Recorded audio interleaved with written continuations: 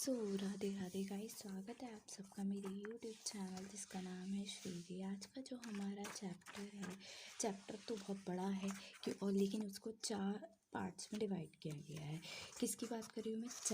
चरक चिकित्सा स्थान अध्याय 30 है, ठीक है। पर उन 30 अध्यायों में जो सबसे पहला आज हम चिकित्सा अध्याय की ही बात करेंगे। चिकित्सा अध्याय में जो प्रथम चैप्टर है आपका, क्या नाम है उसका? रसायनम। दूसरा चैप्टर वाजीकरण। रसायनों को जो होता है वो 4 तरीके के में बांटा हुआ है। पहला है अभ्य अम्ल के रसायन प्रदम, दूसरा है द्विविध रसायन प्रकरण, या फिर हम करें दूसरा जो है वो प्राण कामयी रसायन प्रदम, ठीक है। तीसरा है कर प्रचितम रसायन प्रदम, और चौथा है आपका आयुर्वेद समुत्थानियम रसायन प्रदम, ठीक है।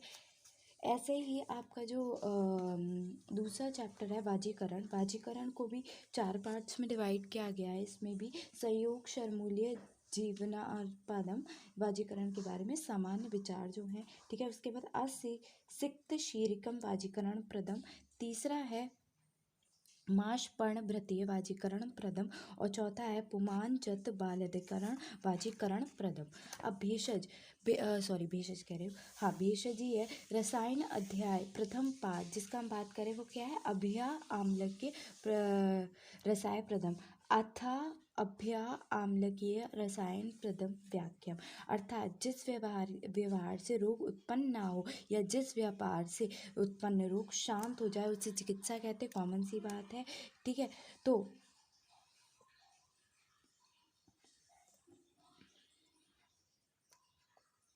चिकित्सा लक्षण करते समय स्वयं आचार्य ने भी रोगात्मक व्यापार को ही चिकित्सा बताया है, ठीक है। ये है चिकित्सा क्या होता है, ठीक है। नेक्स्ट है भेषज प्रकरण। इम्पॉर्टेंट टॉपिक पूछा जाता है, वेरी वेरी इंपॉर्टेंट है।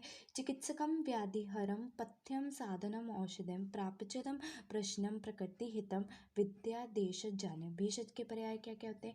चिकित्सक, जो चिकित्सा करता है, तो चिकित्सतम, ठीक है, तो चिकित्सित, ठीक है। व्याधि हरम, तो व्याधि हर, ठीक है। पथ्यम, पथ्य। साधनम यानी कि साधन। औषधम, औषध, ठीक है। प्रायश्चिति, ठीक है, प्रायश्चित, ठीक है। प्रशमनम, प्रशमन। प्रकृति स्थानम, प्रकृति स्थापन, ठीक है। स्थापन है, स्थानम नहीं है, स्थापन। हितम, हित, जो हित चाहने वाली। ये 9 जो हैं वो पर्याय हैं किसके? औषध के। या भेषज भय, अर्थात जो भेषज का अर्थ क्या होता है? जो रोग के भय को दूर करे, इसलिए चिकित्सकम, जो रोग को, चिकित्सक क्या होते हैं? रोग को दूर करने वाला। तो चिकित्सा समाधित योगी चिकित्सतम व्याधि हर, यानी कि जो व्याधि यानी कि रोग को जो हरण कर ले वो होता है व्याधि हर। व्याधीन हरित यत तद व्याधि हरम। पथ्य, जो हमारे लिए जो मार्ग स्रोतस के लिए हितकर हो या हमारे स्वास्थ्य के लिए जो हितकर हो उसे क्या कहते हैं? पथ्य कहते हैं। तो पति हितम पथ्यम या पतो अंतित पथ्यम, जो पिया जाए या जो हमारे स्वास्थ्य के लिए अच्छा हो वो। साधन, वैद्य औषध को के द्वारा आरोग्य साधन करता है, इसलिए साधते अतेन साधनम, ठीक है। औषध व्याधि में कर होता है, अतएव उपलक्षणम मात्र से यह लक्षण रूढ़ी में गाया जाता है। औषधम विद्धि तदुलम सर्वचित्तम औषधम रूढ़म, ठीक है। उसके बाद क्या है? प्रायश्चितम, जो दुखों का प्रायश्चित के लिए उपयोग किया जाता है वो। प्रशमन, जो क्या करता है? प्रशमन क्रिया शारीरिक दोष व रोगों का शांत करती है, उसे प्रशमन कहते हैं। प्रकृति स्थापन, जो प्रकृति की दोषों की स्थापन करती है वो क्या कहते हैं? प्रकृति स्थापन कहता है। हितम, जो हमारे शरीर के लिए हितकारी है या हित चाहती है वो क्या होता है? हितम, ठीक है। भेषज के 2 प्रकार कौन कौन से होते हैं? भेषज द्विविधम चातक, स्वस्थ आरोग्यम किंचित किंचितात्र रोगनाथ। स्वस्थ पुरुष के उत्तम भाव को बढ़ाने वाला तथा रोगक्रांत व्यक्ति को दूर करने वाला, अर्थात संसार में ऐसा कोई द्रव्य नहीं है जिसे औषध पद से व्यवहार न किया जा सके। द्रव्य प्रभाव से 3 प्रकार के होते हैं, ठीक है। स्वास्थ्य में हितकर भेषज, दोष में हितकर भेषज, और अभेषज 2 प्रकार के। तो इम्पोर्टेंट देखो यहाँ क्या है कि भेषज के 2 प्रकार। भेषजम द्विधम चा स्वास्थ्य योरुजकरम किंचितम किंचित आत्रम रोगनाथ। स्वस्थ पुरुष के उत्तम भाव को बढ़ाने वाला तथा रोगक्रांत व्यक्ति के रोग को दूर करना। मतलब जो स्वास्थ्य है, स्वस्थ पुरुष के उत्तम भाव को बढ़ाना मतलब स्वस्थता को बढ़ाना, ठीक है। उसको और बल प्रदान करना, रोग ना लगने की क्षमता बढ़ाना, ठीक ठीक है। रोगाक्रांत व्यक्ति के रोग को दूर करना, और जो रोग से ग्रसित है उसके रोग को दूर कर देना। ये क्या है, भेषज के दो प्रकार हैं। अभेषज च द्विविधम, बाधनम सानुबंधम। अभेषज भी बाधन और सानुबाधन से दो प्रकार का होता है, ठीक है। बाधन जो तत्काल कष्ट उत्पन्न करे अथवा अल्प उपद्रव करे उसे बाधन कहते हैं, ठीक है। जैसे विष सद्य प्राण घातक होता है, या अविष्ज्ञात औषध विष अग्नि। देखो विष सबको पता है, सद्य मतलब जो हमारे प्राणों का हरण कर ले, ऐसा होता है। उसी प्रकार जो औषधि हमें नहीं पता हो, अगर हम उसे किसी व्यक्ति को दे रहे हैं, ठीक है, उसके बारे में हमें नहीं पता और हम किसी व्यक्ति को दे रहे हैं, तो वो कैसा काम करेगा, वो बिल्कुल वैसा ही काम करेगा जैसा क्या कर रहा है, विष काम कर रहा है, ठीक है। सानुबंधन जो कालांतर से उत्पन्न करता है उसे सानुबंधन कहते हैं। जैसे दूषी विष सेवन पर कालांतर चीरकर कष्ट होता है, ठीक है। बाधन और सानुबंधन के उपयुक्त उदाहरण गांडर समत में दिए गए हैं। उसके बाद रसायनवाजीकरण, स्वस्थ ऊर्जकरम यत्तु तद व्यक्षम तद रसायनम। जो औषध स्वस्थ व्यक्ति में ओज या को प्रशस्त को बढ़ाने वाली होती है, वही प्राह वृक्ष, वही रसायन द्वितीय प्राह रोगों को शांत करने वाली होती है। यहाँ प्राह शब्द से बाहुल्य अर्थ लेना चाहिए, क्योंकि दोनों प्रकार की औषधि दोनों प्रकार के कार्यों को करती है। इसीलिए क्षीर चिकित्सा में सर्पिगुण रसायन और वृक्ष ये दोनों बताया गया है, पर पांडु रोग में योगराज तथा काश चिकित्सा में अगस्त्य हरितकीट को केवल रसायन ही कहा जाएगा। यद्यपि दोनों कार्य उसमें प्रयुक्त होते हैं, पर रसायन का चिकित्सा से अधिक प्रयोग होता है।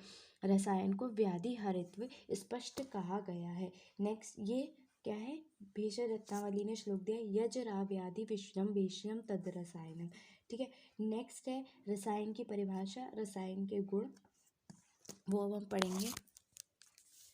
तो रसायन की परिभाषा क्या है और रसायन के गुण क्या है। रसायन की परिभाषा, तो उत्तम रस आदि धातुओं को प्राप्त करने का जो उपाय है उसे रसायन कहते हैं। गुण क्या होते हैं, श्लोक देखो, दीर्घम आयु स्मृति मेधा आरोग्यम तरुणवय। रसायन औषध भेषज का सेवन करने से मनुष्य दीर्घायु, स्मृति, मेधा, आरोग्य, तरुण अवस्था, प्रभाव वर्ण में प्रभाव, स्वर्ण का उदार, देह इंद्रिय बल परम, देह और इंद्रियों के बलों में उत्तम बल की प्राप्ति, वाक सिद्धि प्राणितम, कांति लभते न रसायनात्।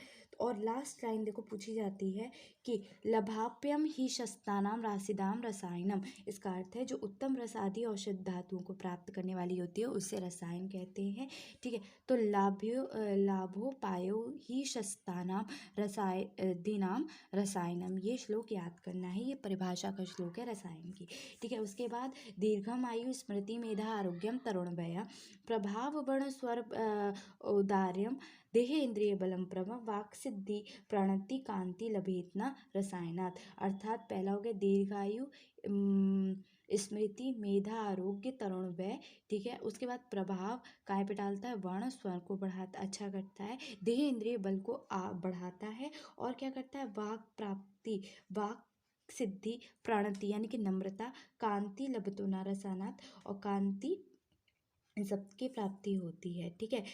रसायनम च तदेतरम यज जरा व्याधि नाशनम, अर्थात शारंगधर ने क्या कहा है कि जो व्याधि को, जो जरा और व्याधि को, जरा कौन सी अवस्था होती है, वृद्ध अवस्था, जो जरा और व्याधि को दूर करने वाला हो, जो भेषज हो, उसे रसायनम कहा जाता है। नेक्स्ट जो है वाजीकरण वृक्ष की चिकित्सा, ये 10 से 5 को मार्क्स में पूछी जाती है, 10 से 5 मार्क्स में ये पूछी जाती है। तो देखो वाजीकरण वृक्ष की परिभाषा, जो श्लोक है, यश श्रेयम बलम पुष्टि वाजीकरम तत्, ये क्या है, वाजीकरण के कार्य हैं, पर श्लोक यहाँ से होगा, अपत्य संताकरम यत तद संप्रहषणम वाजीकरण वाति बलो येन यात्य प्रतिहतम स्त्रियः भवत्येति प्रियः स्त्रीणाम येन योनो उपचीयते जीर्यतो अपयक्षयम शुक्रम फलवदेन द्रक्षत। अर्थात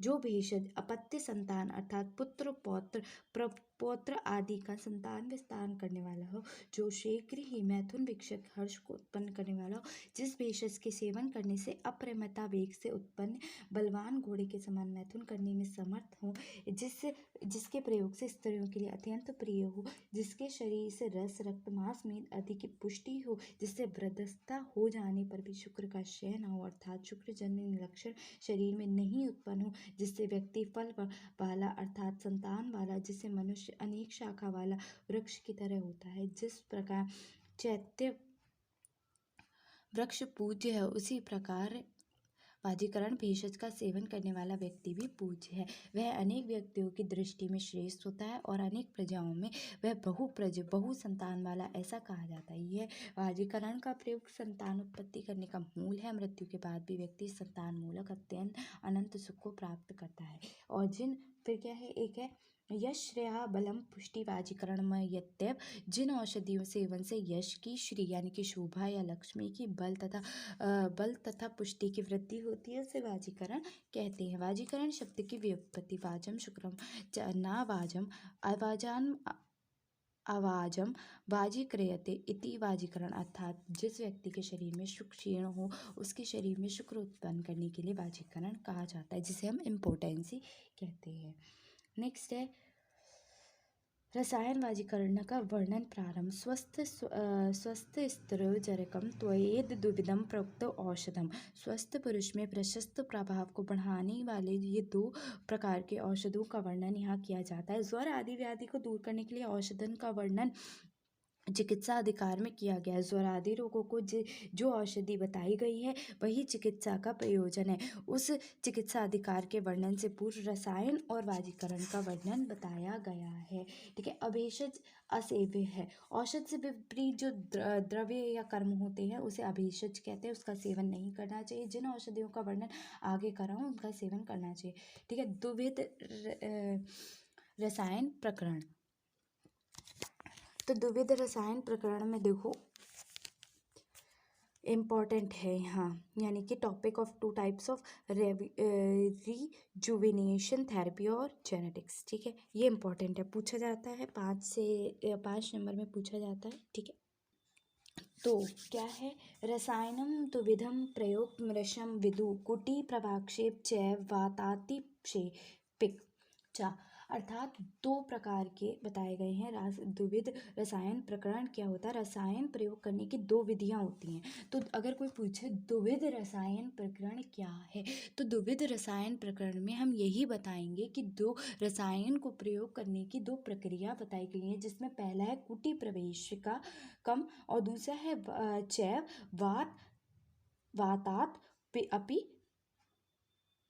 वातात्पिक मेवचा। ठीक है, पहला है कुटी प्रवेशिकम और दूसरा है वातात्पिक चा। ठीक है, तो उसके बाद क्या है कि अच्छा इसमें क्या होता है, दोनों अलग अलग है। ठीक है, कुटी प्रवेशम में हम कुटी में प्रवेश कराते हैं।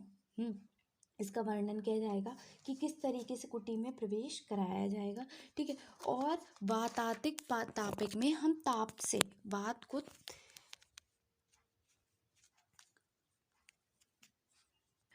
देखो, वातात्मक मतलब वायु के बाहर, इंडोर मैनेजमेंट है। और जो हमारा कुटी प्रवेशक वो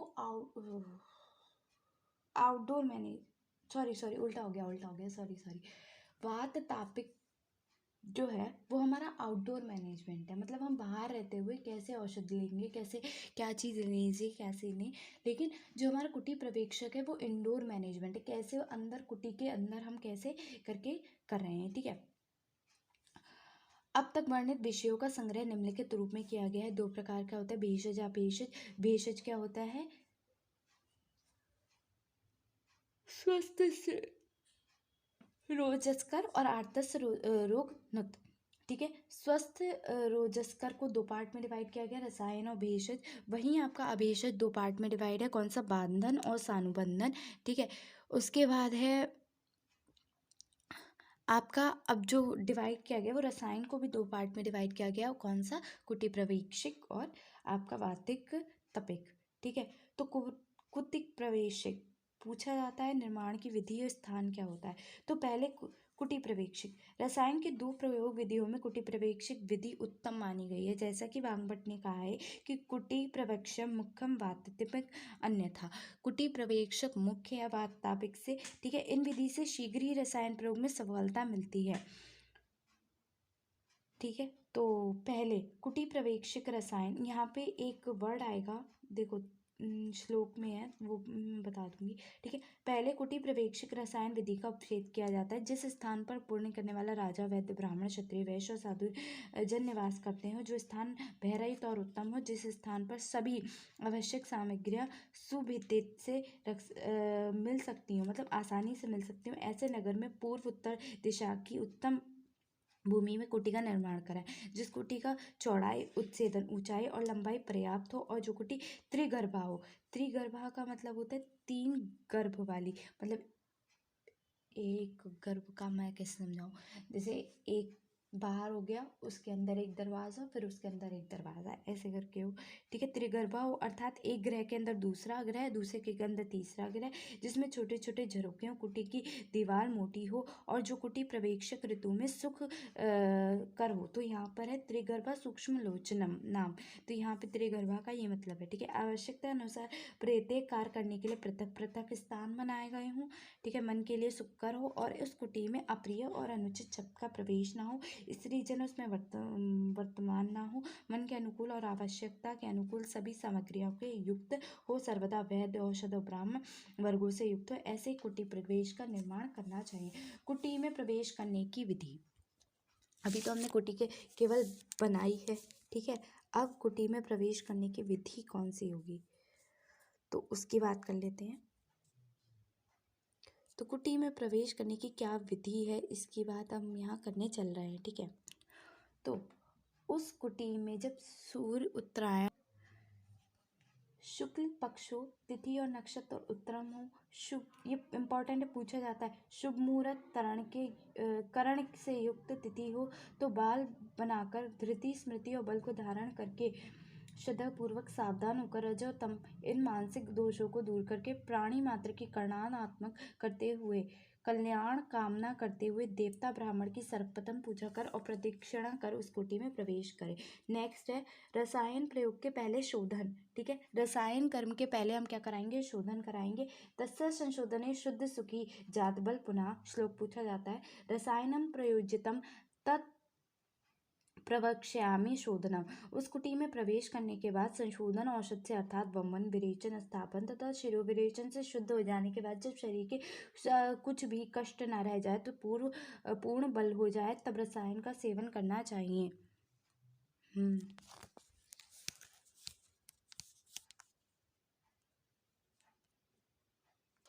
रसायन प्रयोग में शोधन में प्रयुक्त होने वाली औषधियों का प्रयोग अलग ये है। कौन कौन सी औषधें हम प्रयोग करते हैं, तो पहले संशोधन औषधि, श्लोक तो नहीं पर हाँ नाम याद करो।